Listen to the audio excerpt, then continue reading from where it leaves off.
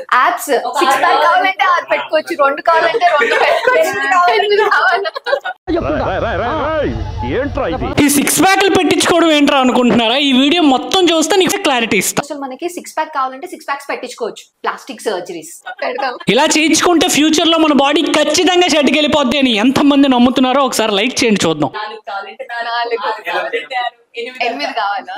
సరే, మరి బైసెప్స్ కి అక్కడ కూడా మొత్తం.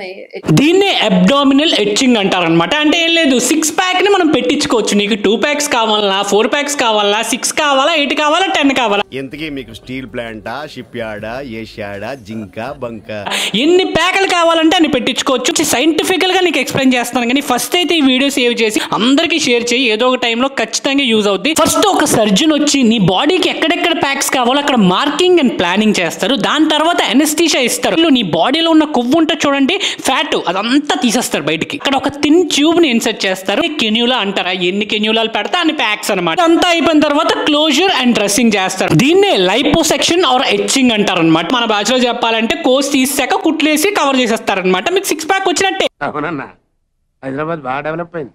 ఏం కావాలన్నా ఇక్కడే దొరుకుతుంది.